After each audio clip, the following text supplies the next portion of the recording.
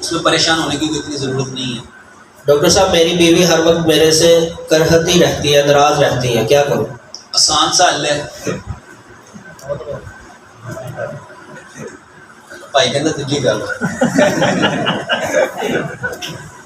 پہلی میں تو خوش کر لو، بعد میں تجھی بھی گل لینا یار۔ میرے محترم بھائیوں، آسان سا حل بتانے لگا، اپنی بیوی کو روز تحفہ دو۔ یہ جس جو کہہ رہے ہیں نا بھائی، یہ 10 روپے کی ایک پھول کی کلی آتی ہے، لو ایک دن جا کے پھول کی کلی دیو تو ایک دن 10 روپے کی کوئی چیز ہی کھوا دیو، بس 10 روپے روز خرچ کرو۔ اگر 10 روپے خرچ کرنے کی اوقات نہیں ہے، حیثیت نہیں ہے، تو 2-4 میٹھے بول اس کو بول دو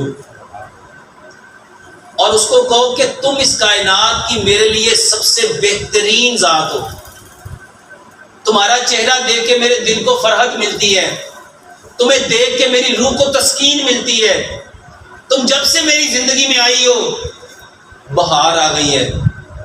تو جدو کہو گے تینوں ویکھ کے مینوں تاپ چڑھدا ہے، تینوں ویکھ کے میرا بلڈ پریشر بچ جاتا ہے، گھر آواں تے مینوں تے محترم بھائیو تے پھر انہیں بیچاری نے گھسنا ہی ہے۔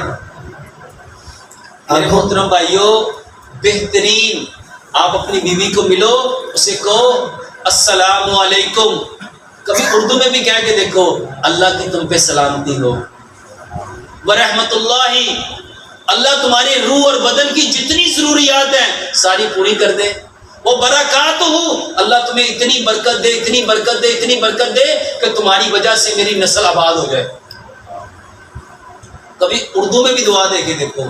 میرے محترم بھائیوں، نبی صلی اللہ علیہ وآلہ وسلم سلام کو تحفہ کہا کرتے تھے، سلام کو اپنی بیوی کو۔ میرے محترم بھائیوں، یہ تو سب کو تحفہ دینے کا حق ہے، تو بیوی تو بیچاری زیادہ مستحق ہے، تو اس کے ساتھ میٹھے بول۔ ایک بات یاد رکھنا، نبی صلی اللہ علیہ وآلہ وسلم نے فرمایا، جس عمل سے نرمی نکل جاتی ہے اس میں سے خیر نکل جاتی ہے۔